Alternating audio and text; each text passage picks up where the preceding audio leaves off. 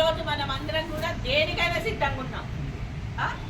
అప్పుడు మనకి మైకు పెట్టి మాట్లాడే పరిస్థితి లేకుండే, అవునా? ఈ రోజు ప్రతి ఒక్కరు మైకు పెట్టి మాట్లాడుతున్నాడు అంటే అది మన కృష్ణబాదిగా తెచ్చిన ఉద్యమం ద్వారానే అందరం కూడా ఉద్యమకారులమైన ప్రతి ఒక్కరికి నిలదీసి మాట్లాడే దమ్ము కూడా వచ్చింది. అప్పుడు 4 గోడల మధ్యలో ఉంటుండే మనము. 4 గోడల మధ్యలో ఉంటే ఒక వికలాంగుడు ఉన్నాడు అని చెప్పలేని పరిస్థితి తల్లిదండ్రులదుండే. వికలాంగుడు ఉన్నాడు అంటే పిల్లని ఇస్తారో ఇయ్యరో అన్న పరిస్థితి కూడా ఉండే, అవునా? ఈ రోజు గర్వంగా చెప్తుండ్రు మా ఇంట్లో ఒక వికలాంగుడు ఉన్నాడు, వికలాంగురాలు ఉన్నది. అప్పుడు చెప్పిండ్రా? చెప్పలేదు. కాబట్టి మీ అందరికీ నేను షార్ట్ కట్లనే మాట్లాడతా, ఎక్కువసేపు మాట్లాడా.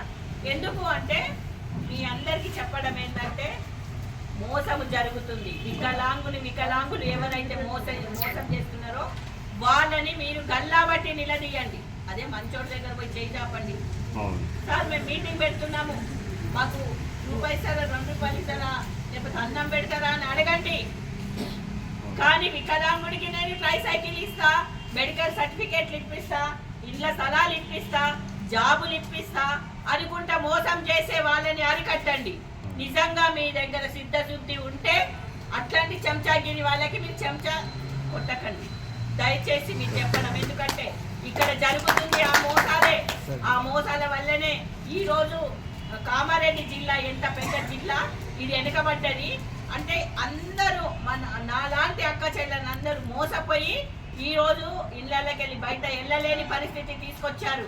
అట్లాంటి వాళ్ళకి దమ్ము ధైర్యము ఉన్నవాడు ఎవరైనా కానీ ముందుకొచ్చి చెప్పి నిజంగా మేము ఈ సంఘంలో పనిచేసాము అని ఎవరైతే అనుకుంటున్నారో వాళ్ళందరూ కూడా చేతులు ఎత్తండి. నిజంగా సత్యంగా చేసేటోళ్ళు.